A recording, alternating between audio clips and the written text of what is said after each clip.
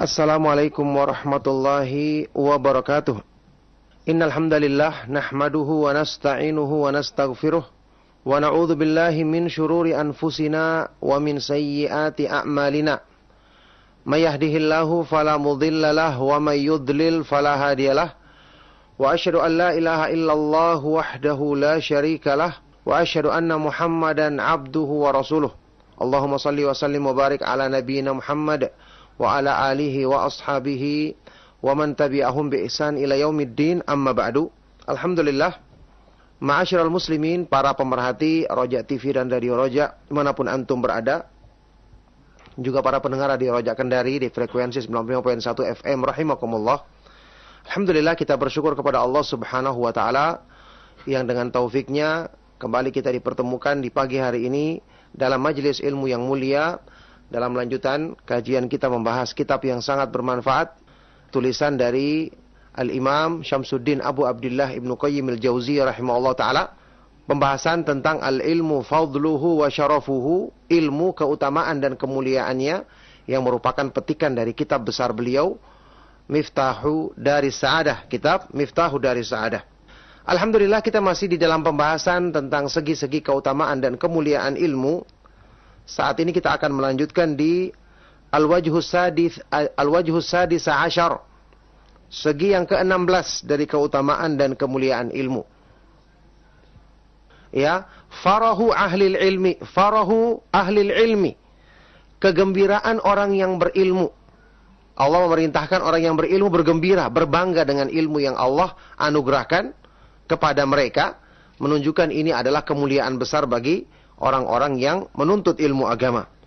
Ibnu Qayyim rahimahullah ta'ala berkata, anna Allah subhanahu amara ahlal ilmi bil farahi bima atahum wa akhbara annahu khairum mimma yajma'un nas. Allah subhanahu wa ta'ala memerintahkan kepada orang yang berilmu untuk bergembira dengan karunia ilmu yang Allah ajarkan kepada mereka, yang Allah berikan kepada mereka.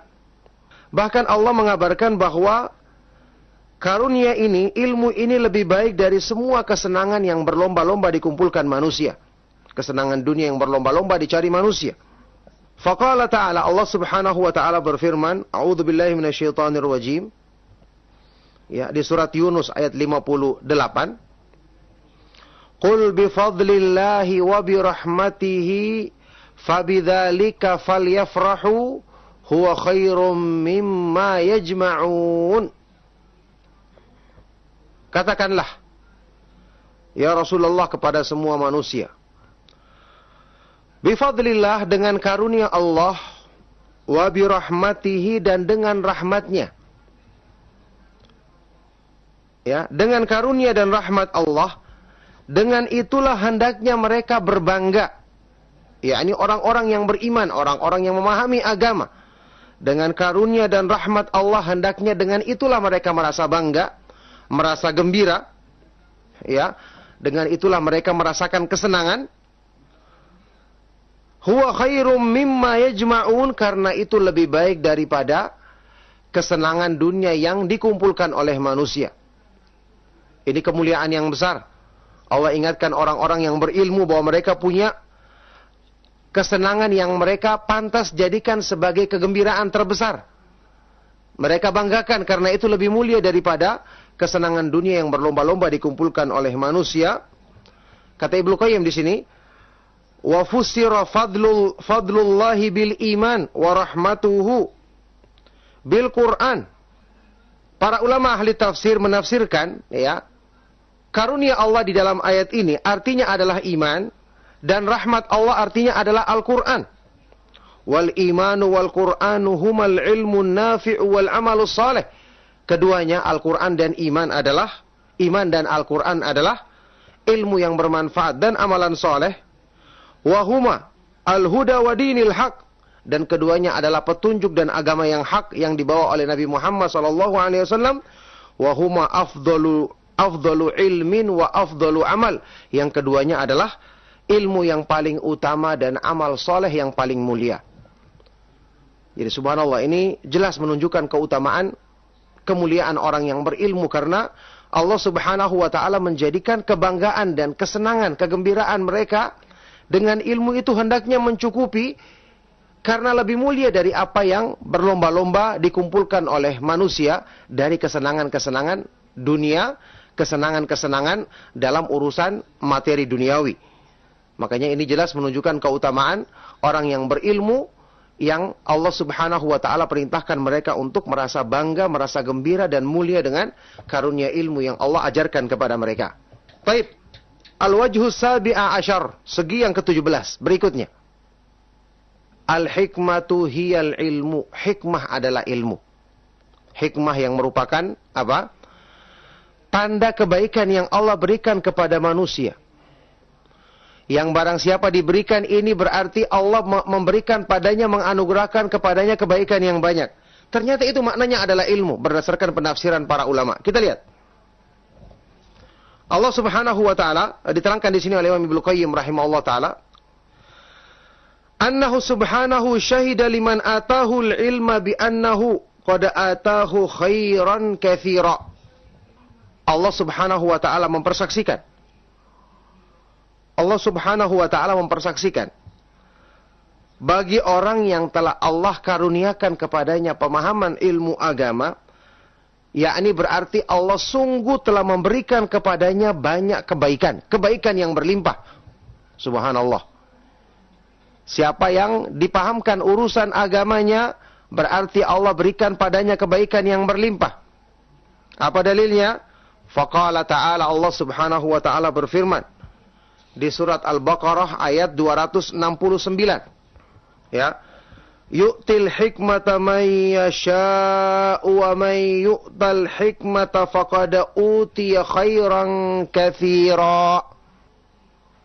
Allah memberikan hikmah, ilmu, pemahaman agama yang benar kepada siapa yang dikehendakinya, orang yang dipilihnya. Dan barang siapa yang dikaruniakan kepadanya al-hikmah, maka berarti Allah telah melimpahkan kepadanya kebaikan yang banyak. Allah telah memberikan padanya kebaikan yang berlimpah. Ya, ini jelas menunjukkan kepada kita, orang yang diberikan ilmu, orang yang mendapatkan al-hikmah, maka berarti mendapatkan kebaikan yang banyak dari sisi Allah Subhanahu wa taala. Kita lihat, qala Ibnu Qutaibah wal jumhur, Imam Ibnu Qutaibah Ad-Dainawari dan jumhur ulama ahli tafsir menafsirkan ayat ini. Mereka berkata, al-hikmatu isabatul haqqi wal amalu bihi. Hikmah adalah isabatul haq, menepati kebenaran. Ya, tepat pada kebenaran. Isabatul haq. Jadi hikmah itu diambil dari kata-kata asalnya, maknanya adalah wad'u syai' fi mawdi'ihi ala wajhil itqan. Meletakkan sesuatu tepat pada tempatnya secara persis. Dan ini tidak mungkin kecuali dengan ilmu, dengan pemahaman yang benar terhadap agama Allah Subhanahu wa taala. Jadi kata jumhur ulama, al-hikmah itu adalah isabatul haq, menepati kebenaran. Ya, wal amalu bihi, kemudian mengamalkannya. Wahyal ilmu nafi'u wal amalu saleh. Jadi kembalinya kepada apa?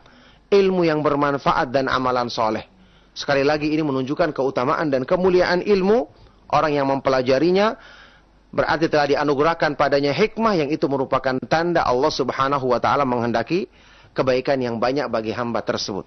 Tentu saja ini juga ya didukung dalilnya dengan sabda Rasulullah sallallahu alaihi wasallam dalam hadis riwayat Imam Al-Bukhari dan Muslim yang terkenal. Rasulullah sallallahu alaihi wasallam bersabda, "Man yuridillahu bihi khairan yufaqihu fid din."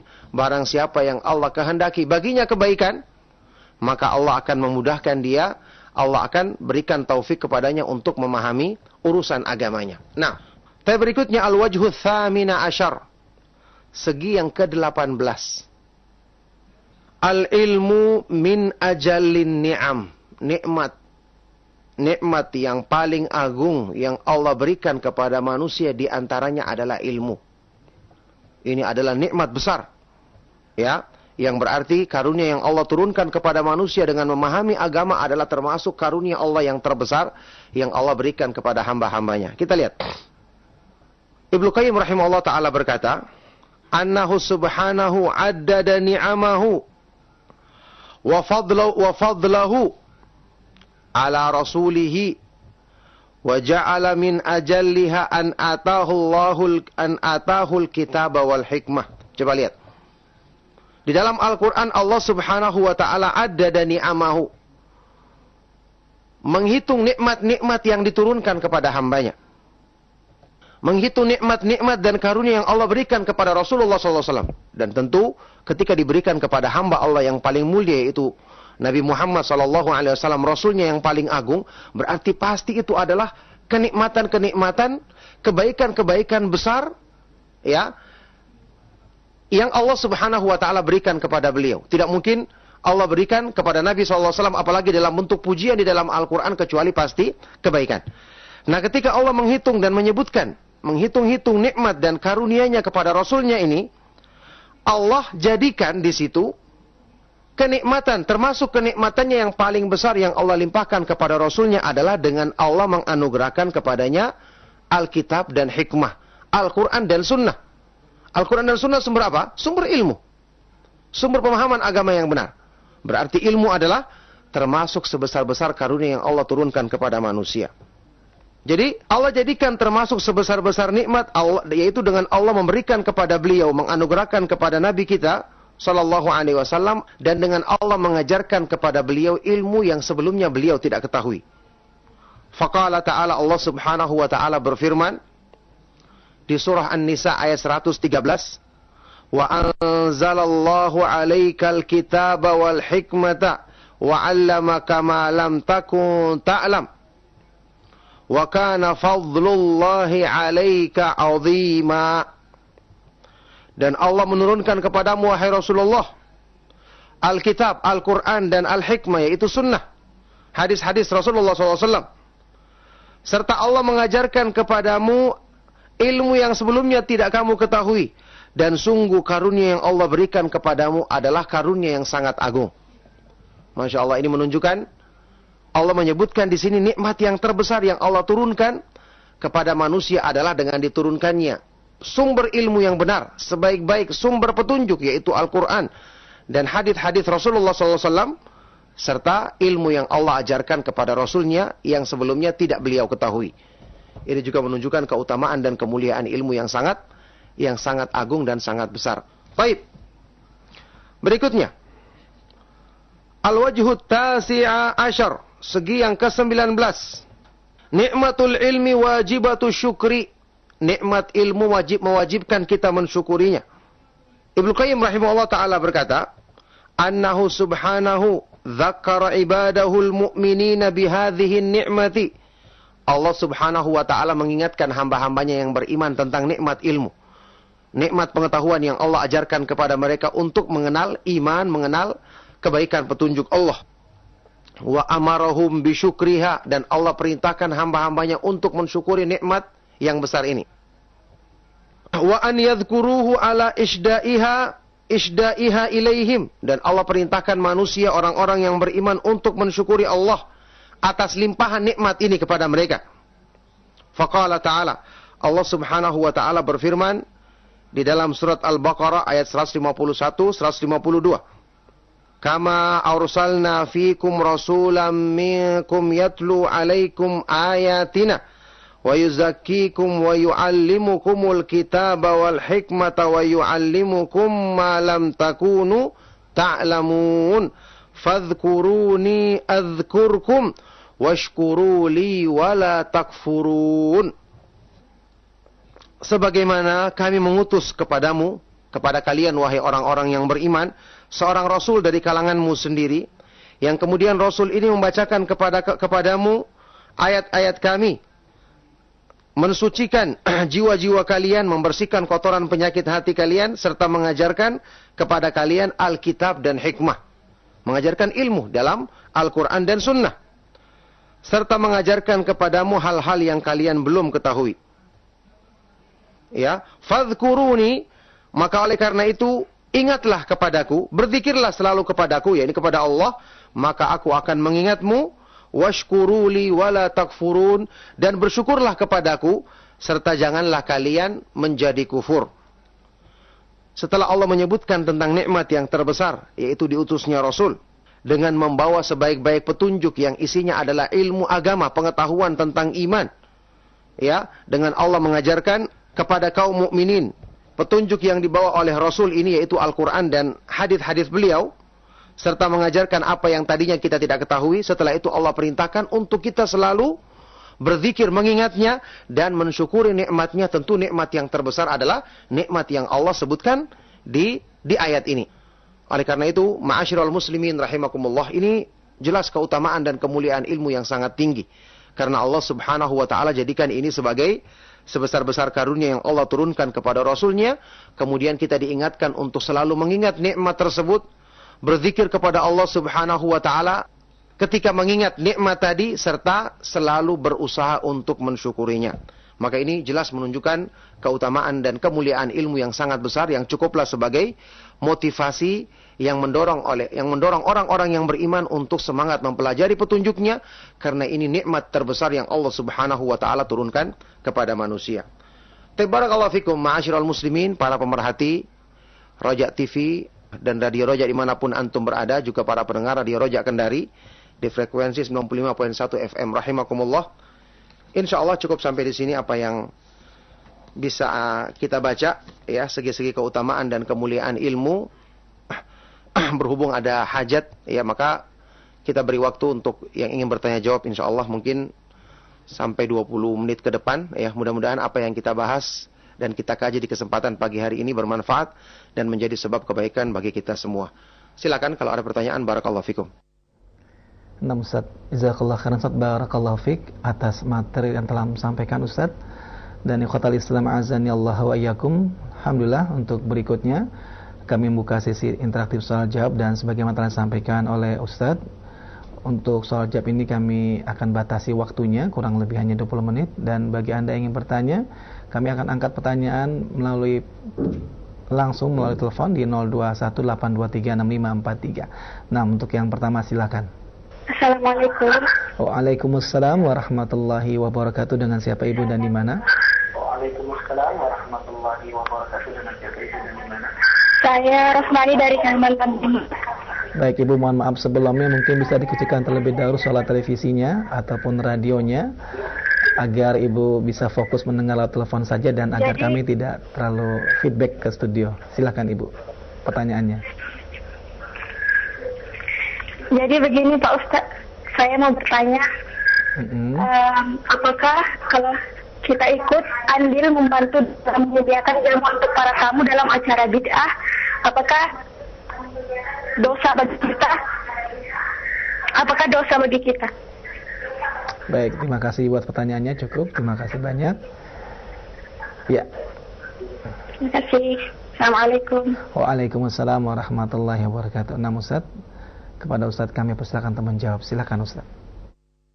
Ya, barakallahu fikum. Pertanyaan sangat bermanfaat sekali dari beliau yang bertanya tadi. Semoga Allah subhanahu wa ta'ala senantiasa menjaga beliau dan kita semua di dalam kebaikan. Iya, kalau kita ikut memuliakan tamu yang datang atau orang yang menghadiri acara bid'ah tersebut, yang kita tahu acaranya pasti kita sudah yakini adalah acara yang bertentangan dengan Islam, tidak dicontohkan di dalam sunnah Rasulullah SAW, yakni ritual yang bid'ah, berarti tidak boleh kita mendukung sama sekali acara tersebut. Kehadiran kita saja tidak diperbolehkan, apalagi sampai melayani atau menjamu atau mendukungnya.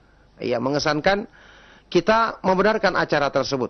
Ya, ini dilarang di dalam Islam. Allah subhanahu wa ta'ala bahkan memerintahkan kita untuk berpaling dari acara-acara yang tidak benar, karena kehadiran kita dianggap sebagai pembenaran dan pendukungan terhadap acara tersebut. Makanya di dalam hadis yang sahih yang diriwayatkan oleh Imam Ahmad, At-Tirmidzi dan yang lainnya, dinyatakan sahih oleh Syekh Al-Albani rahimahullah taala, Rasulullah sallallahu alaihi wasallam pernah bersabda, "Man kana yu'minu billahi wal yaumil akhir fala yajlis ala ma'idatin yudaru 'alaiha al-khamru." Barang siapa yang beriman kepada Allah dan hari akhir, janganlah dia duduk di pinggir satu hidangan yang diedarkan padanya minuman keras. Dia tidak ikut minum, tapi dia sekedar duduk, berarti dia ikut mendukung acara tersebut. Harusnya dia menghindari dan meninggalkan acara itu. Nah, barakallahu fikum. Nah, Ustaz Wafiq barakallah, jazakallah khairan atas jawaban yang disampaikan Ustaz. Dan ikhwatal Islam azani Allah wa iyyakum, masih kembali kami buka sesi interaktif soal jawab melalui telepon di 021 823 6543. Ya, untuk yang kedua silakan. Ya, halo, Assalamualaikum. Ya. Waalaikumsalam warahmatullahi wabarakatuh. Dengan siapa Ibu dan di mana?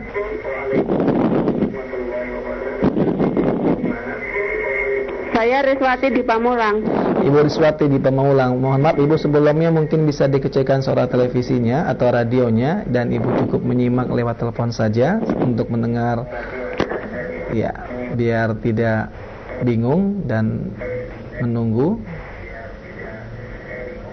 Ya, silakan Ibu Rismawati Bu ya di Pamulang. Ya, halo. Ya, silakan pertanyaannya Ibu. Begini Pak Ustadz, saya mau bertanya, yang selama ini kan aku merasakan, apa yang aku rasakan itu benar terjadi. Terus bagaimana caranya supaya apa yang aku rasakan itu tidak terjadi suudon, biar tetap bersih, bisa aku rasakan gitu. Apa yang kira-kira bisa saya amalkan supaya apa yang aku rasakan itu benar-benar yang Ibu terjadi. rasakan apa Ibu? Kenapa? Yang Ibu rasakan tentang apa Ibu? Ya misalnya pemberitahuan. Baik, itu saja Ibu, cukup, terima kasih. Iya, terima kasih. Assalamualaikum. Waalaikumsalam warahmatullahi wabarakatuh. Baik Ustadz, mungkin bisa dapat disimak pertanyaannya Ustadz. Baik, kepada Ustadz kami persilakan untuk menjawab. Silakan Ustadz. Iya, barakallahu fikum. Pertanyaan yang sangat baik sekali dari ibu yang ada di Pamulang ya. Semoga Allah Subhanahu wa taala senantiasa melimpahkan kebaikan kepada beliau dan kepada kita semua. Ya, tadi sebenarnya pertanyaannya kurang begitu rinci ya. Jadi kita jawab sesuai dengan apa yang saya pahami. Ibu ini tadi mengatakan bahwa ada beberapa pemberitahuan atau informasi-informasi tentang beliau mungkin yang kemudian terjadi dan itu tidak menyenangkan bagi beliau. Bagaimana caranya untuk menghindari semua ini? Sebenarnya kita katakan ya, kalau pernah terjadi ada informasi yang menyampaikan akan kejadian begini, itu mungkin kebetulan saja Ibu. Tidak ada yang mengetahui perkara yang gaib kecuali Allah Subhanahu wa taala. Allah Subhanahu wa taala berfirman, "Qul la ya'lamu man fis samawati wal ardil ghaiba illallah." Katakanlah ya Rasulullah, tidak ada yang mengetahui perkara yang gaib di langit-langit dan di bumi siapapun kecuali Allah Subhanahu wa taala. Makanya kalau ada informasi yang buruk, ya tidak perlu kita dengarkan, kita berlindung kepada Allah dari segala keburukan. Kita berzikir, kita berdoa kepada Allah ya, atau kita ucapkan a'udzubillahi min dzalika, aku berlindung kepada Allah dengan hal tersebut. Atau hal-hal yang menakutkan, kita berlindung kepada Allah dari segala keburukan, bahkan termasuk zikir yang kita disyariatkan untuk kita baca ya di waktu misalnya sore hari, di waktu sebelum tidur. Kita berlindung dari segala kejahatan makhluk. Hal-hal yang seperti ini cukup dengan kita berdoa dan berlindung kepada Allah, maka tidak akan mencelakakan kita insya Allah. Kalau ada pemberitahuan yang menyampaikan perkara yang akan terjadi, tidak perlu kita gubris, cukup kita berlindung kepada Allah dan tidak akan mengganggu kita insya Allah. Nah Ustaz, jazakallah khairan Ustaz, barakallahu fiik atas jawabannya Ustaz, dan demikianlah jawaban untuk Ibu di Pamulang. Mudah-mudahan dapat difahami dengan baik dan benar jawaban yang telah diberikan oleh Ustaz. Ikhwatal Islam azani Allah wa iyyakum, masih ada waktu untuk bertanya dan kami masih berikan kesempatan kepada Anda untuk bertanya. Silakan untuk Anda yang ingin bertanya secara langsung di 0218236543 dan kami masih angkat pertanyaan melalui telepon. Dan untuk berikutnya silakan. Halo, Assalamualaikum. Waalaikumsalam warahmatullahi wabarakatuh. Dengan siapa Bapak dan berada di mana? Dengan ada Pak di Riau, ya. Silakan Pak, pertanyaannya. Saya mau nanya Ustaz, tapi berkaitan dengan masalah warisan. Ya, silakan Pak. Saya pun punya mertua laki-laki. Beliau PNS, sudah pensiun. Kemudian beliau meninggal. Hak pensiun tersebut dialihkan ke atas nama istrinya. Kemudian istrinya juga sudah meninggal. Jadi sekarang anak dari mertua saya itu ada 4 orang. Yang tinggal sekarang 2 orang yang masih dalam tanggungan pensiunan tersebut. Apakah uang pensiunan tadi yang keluar karena masih ada tanggungan 2 orang anak tersebut menjadi warisan juga bagi semuanya, atau hanya bagi 2 orang itu saja Ustaz? Baik, terima kasih Pak atas pertanyaannya. Cukup? Ya, Ustaz. Ya. Jazakallah khairan Ustaz. Ya. Wa jazakallah khairan. Terima kasih, dan kepada Ustaz kami persilakan untuk menjawab. Silakan Ustaz. Iya, barakallahu fikum. Pertanyaan bermanfaat sekali dari Bapak yang ada di Riau ya. Warisan yang diwariskan oleh bapak yang meninggal tadi, ya, baik itu pensiunannya atau harta yang lain, maka ditujukan kepada ahli warisnya yang masih hidup, yaitu semua anaknya, semua anaknya, baik itu yang tercantum di dalam daftar ataupun di luar, yang penting itu jelas-jelas adalah anak kandungnya. Kemudian kalau orang tuanya juga masih hidup, itu yang mendapatkan bagian dari warisan tersebut. Nah, jadi ahli warisnya saat ini yang masih hidup, itulah yang mendapatkan bagian dari warisan tadi. Kemudian juga tadi disebutkan ada bapak atau ibunya yang masih hidup juga mendapatkan bagian dari warisan tersebut. Nah, barakallahu fikum. Nah, Ustaz Taufik barakallah, jazakallah khairan Ustaz atas jawaban yang diberikan Ustaz, dan ikhwatal Islam azani Allahu ayyakum, demikianlah jawabannya. Kami kembali angkat pertanyaan melalui telepon di 0218236543. Ya, silakan untuk yang berikutnya. Halo, assalamualaikum. Waalaikumsalam warahmatullahi wabarakatuh. Dengan siapa ibu dan di mana? Di Tangerang. Ya, silakan ibu. Ya, saya mau bertanya Pak Ustadz, kalau misalnya seorang bapak pada saat dia itu menikahi 3 orang istri, tapi istrinya yang ketiga itu janda, dan istrinya itu masih menyimpan rasa kepada suami pertamanya. Apakah wallahu alam istrinya sudah nggak ketemu lagi sama bapak ini selama berbulan-bulan? Apakah istrinya itu udah kembali lagi kepada suami pertamanya? Bila si bapak ini meninggal dunia dengan status tergantung dengan istri yang ketiganya itu, apa masih istrinya apa bukan? Apakah bapak ini kalau meninggal tetap memberikan hak buat istri ketiganya? Apakah istri ketiganya itu udah balik kepada suami pertamanya atau bukan gitu Pak Ustadz? Ya, baik Ibu, terima kasih banyak atas pertanyaannya. Assalamualaikum. Waalaikumsalam warahmatullahi wabarakatuh. Nah Ustadz, bisa disimak pertanyaan Ustadz, dan kepada Ustadz kami persilakan. Silakan Ustadz. Ya, barakallahu fiik, pertanyaan bermanfaat dari ibu yang ada di Tangerang. Semoga Allah Subhanahu wa taala senantiasa melimpahkan kebaikan kepada beliau dan kepada kita semua. Ya, yang saya simak dari pertanyaan tadi, jadi kondisi seperti yang ditanyakan tadi, seorang bapak menikahi 3 orang istri, ya. Kemudian mungkin bapak ini pergi dan istrinya yang ketiga yang disebut tadi janda, terkatung-katung tidak ada kejelasan, mungkin lama tidak didatangi dan seterusnya. Apakah dia otomatis kembali kepada suaminya yang terdahulu? Jawabannya jelas tidak. Hal seperti ini, cara menyelesaikannya ya harusnya diselesaikan oleh pihak wali hakim, dalam hal ini pemerintah. Dalam hal ini pihak pengadilan agama atau pihak KUA, ya, kantor urusan agama, untuk diadukan permasalahannya. Ya, di dalam Islam kalau ada kejadian seperti ini, misalnya seorang suami pergi kemudian tidak ada kabar beritanya, tidak ada juga tanggung jawabnya kepada istrinya, pergi tidak ketahuan rimbahnya misalnya, maka nanti pihak KUA misalnya, dalam hal ini pemerintah, akan bisa memutuskan, dicari dulu informasi sebisa mungkin, semaksimal mungkin tentang keberadaan suaminya. Seandainya ditemukan, maka suaminya ditanya, ini bagaimana istri Anda ini, kenapa tidak dinafkahi, kenapa tidak didatangi? Kalau seandainya tidak ada informasi, maka pihak penguasa dalam masalah ini bisa memutuskan. Diberi kesempatan, kalau suaminya misalnya tidak pulang dalam sebulan, maka diputuskan waktu itu sudah dipisahkan, ya. Dari itulah dimulai dihitung masa idahnya. Setelah sudah selesai masa idahnya, berarti dia diperbolehkan untuk menikah dengan laki-laki lain, ya, yang sesuai dengan pilihannya dan tentu dengan keridhaan orang tuanya, dengan perwalian dari orang tuanya. Itu yang harusnya ditempuh dalam masalah ini. Nah, maka tidak boleh dikatakan dia kembali dengan suaminya kecuali dengan ada kejelasan informasi dari suaminya yang pertama, ya. Untuk memperjelas informasinya ya ditempuh dengan cara seperti tadi.